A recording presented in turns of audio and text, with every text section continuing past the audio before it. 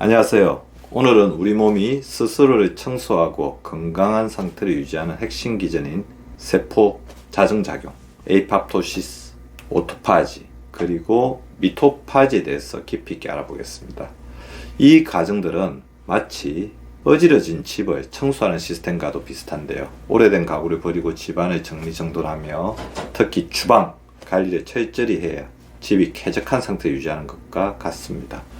이러한 메커니즘이 어떻게 작동하는지, 그리고 이 시스템을 어떻게 하면 활성화시킬 수 있는지 실생활에 맞춘 구체적인 솔루션까지 알아보겠습니다. 먼저 에이팝토시스, 손상된 세포를 정리하는 청소부. 에이팝토시스는 세포가 스스로를 제거하는 프로그램된 자멸 과정입니다. 이미 계획이 되어 있다는 거죠.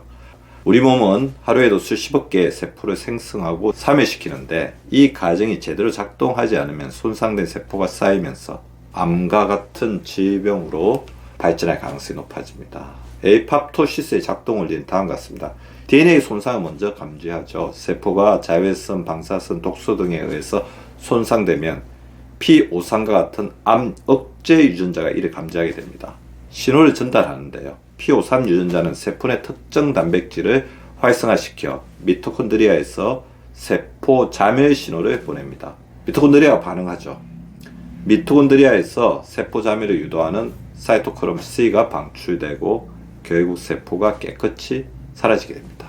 이처럼 에이팝토시스는 불량 세포를 정리하는 핵심적인 기능을 하며 정상적인 세포 환경을 유지하는 데 필수적입니다. 그런데 이 시스템이 제대로 작동하려면 세포 내부의 노폐물을 먼저 청소하는 또 다른 기전이 필요합니다. 바로 오토파지입니다. 오토파지는 세포 내부를 깨끗하게 유지하는 정리, 정돈 시스템이라고 보시면 됩니다.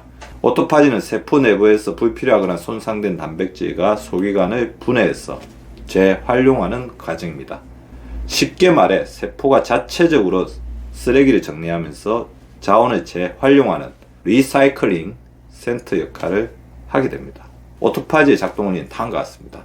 먼저 손상을 감지합니다. 세포 내부에서 오래된 단백질, 망가진 미토콘드리아 등이 축적되면 오토파지 과정이 활성화됩니다. 오토파고점을 형성합니다. 세포는 불필요한 요소들을 감싸는 오토파고점이라는 구조물을 만들어 포획하게 됩니다. 리소좀과 융합을 하게 되죠. 오토파고점은 세포 내 소화기관인 리소좀과 결합하여 내부의 물질을 분해하고 재활용합니다. 오토파지가 원활하면 세포 내부가 깨끗이 정리되어 기능이 최적화되고 에이팝토시스가 필요한 순간 정확하게 작동할 수 있는 환경이 마련되는 거죠. 하지만 여기서 한 가지 중요한 점이 있죠. 바로 미토콘드리아입니다. 미토콘드리아는 세포 에너지를 생산하는 공장과도 같은데, 이 공장이 고장나게 되면 오토파지와 에이팝토시스 모두 제대로 작동할 수 없게 됩니다. 그래서 미토파지가 중요한 역할을 하게 됩니다. 미토파지를 에너지 공장을 수리하는 기술자, 이렇게 이해하시면 되겠습니다. 미토파지는 선택적 오토파지의 한 형태로 손상된 미토콘드리아를 제거하는 과정입니다. 미토콘드리아가 제대로 작동하지 않으면 세포 내 에너지가 부족해지고 활성산소가 과다하게 생성되어 노화와 질병을 촉진하게 됩니다. 미토파지의 작동 원리는 다음과 같습니다. 손상된 미토콘드리아를 먼저 인식을 해야 되겠죠. 미토콘드리아의 기능이 저하가 되면 PINK1 단백질 1을 감지합니다. 유비키틴 신호를 전달하죠. PINK1이 파킨 단백질을 활성화하여 손상된 미토콘드리아에 제거되라, 즉 제거 신호를 부착하게 됩니다. 오토파고점에 포획되죠. 손상된 미토콘드리아는 오토파고점으로 이동해서 분해됩니다. 그리고 새로운 미토콘드리아를 생성하게 되죠. 미토파지가 원활하면 남은 건강한 미토콘드리아가 더욱 활성화되면서 세포의 에너지 대사가 최적화되게 되는 거죠. 자, 이제 핵심 질문이 남아 있습니다. 이 세포 자정 시스템을 우리가 어떻게 활성화시킬 수 있을까? 이제부터 실천 방안을 살펴보겠습니다. 복잡하면 힘들잖아요. 아침, 점심, 저녁으로 단 몇 분만 투자해서 할 수 있는 실천 방안을 알아보겠습니다. 1단계, 아침에는 유산균을 먹어라. 가장 쉬우면서도 검증된 오토파지 활성화 방법은 아침에 유산균을 복용하는 것입니다. 공복 상태로 유산균을 섭취하면 장내 유익균이 빠르게 자리 잡아 장내 환경이 개선됩니다. 꾸준히 이 습관을 유지하면 장이 점점 건강해지면서 염증 유발 물질과 독소의 발생이 효과적으로 줄어들고 면역 체계와 대사 기능이 원활해질 수 있습니다. 이는 오토파지가 더 효과적으로 작동할 수 있는 기초 체력을 마련하는 일입니다. 프로바이오틱 제품을 섭취하거나 김치, 요구르트 같은 발효식품을 소량 섭취하는 것도 좋습니다. 유산균은 공복에 섭취하면 위산에 의해 삼위될 수도 있으므로 위산을 막을 수 있는 제형 아니면 함께 다른 음료를 곁들여서 위산을 중화시키는 것이 바람직합니다. 아침 식사 시에는 반드시 소량의 과일과 충분한 채소를 함께 섭취하시기 바랍니다. 껍질째 먹을 수 있는 사과, 배, 딸기, 포도 같은 과일을 소량 섭취하고 케일, 시금치, 브로콜리 같은 식이섬유와 비타민, 항산화 물질이 풍부한 채소를 충분히 섭취하시기 바랍니다. 이 두 가지가 유산균과 함께 장으로 들어갈 때 장내 환경을 최상의 상태로 만들어줄 수 있습니다. 또 과일과 채소에 풍부한 폴리페놀은 세포 대사에 돕고 염증 반응을 낮추어 오토파지를 활성화하는 데 도움을 줍니다. 특히 식이섬유는 장내 독소와 노폐물 배출을 도와 자가포식이 적합한 체내 환경을 만들어주게 되죠. 2단계, 점심에는 무엇을 할까요? 점심을 먹고 난 후에는 20분만 걸으십시오. 점심 식사는 충분히 하는 것이 좋습니다. 간헐적 단식을 한다면 한 끼 정도는 마음껏 먹어 식욕이 쌓이는 것을 막는 것이 바람직합니다.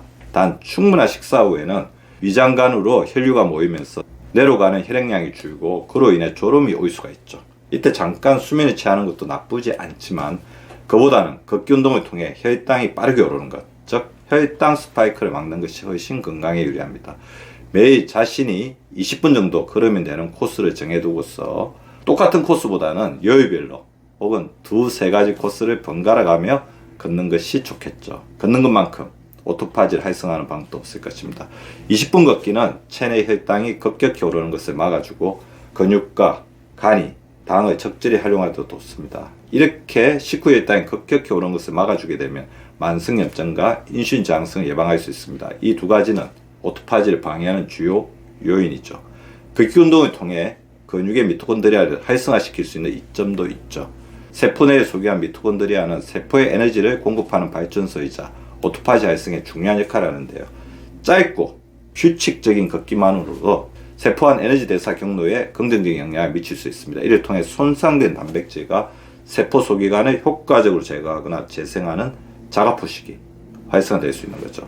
다만 오후에 업무를 고려해 지나친 걷기나 근력 운동을 피하는 것이 좋으며 비나 눈이 오는 것처럼 날씨가 좋지 않다면 건물의 계단을 천천히 오르내리는 운동으로 대체하는 것이 좋겠습니다. 3단계, 저녁 안정을 시켜야 되겠죠. 맞습니다. 저녁에는 심호흡 운동을 5분간 하라. 저녁 식사 후에는 간식이나 야식을 하지 않아야 됩니다. 위와 장이 음식을 어느 정도 소화 흡수한 뒤 체온이 안정화되고 혈당이 안정화될 때 비로소 오토파지 활동도 원활해질 수 있습니다. 따라서 자기 전 3시간 전에는 반드시 식사를 마무리해서 공복 시간을 늘리는 것이 필요합니다.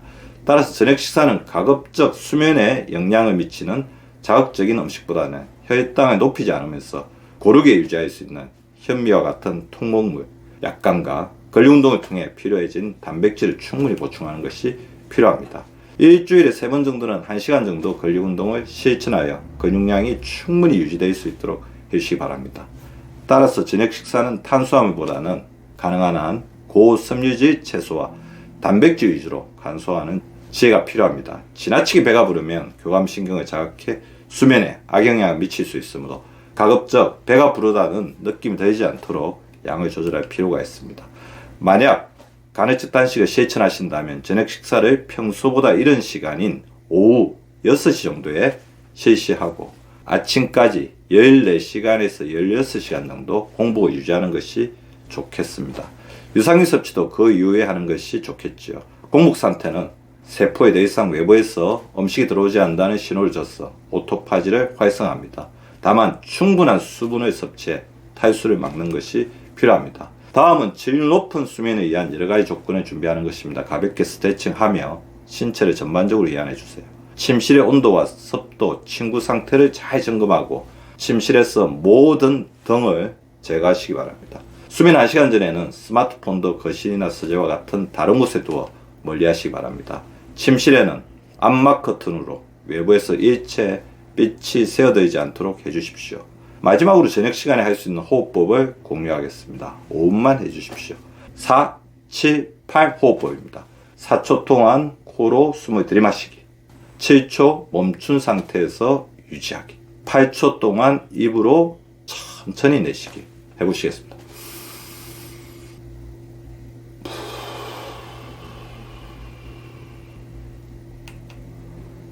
약식으로 해봤는데요. 478 호흡법은 심박수를 낮추고 혈압을 안정시키는 데 도움을 주는 것으로 알려져 있습니다. 그런데 이 호흡법이 아래와 같은 기준으로 오토파지 활성화에 기여하게 됩니다. 코티졸을 억제해서 스트레스를 감소시키고 오토파지를 활성화시킵니다.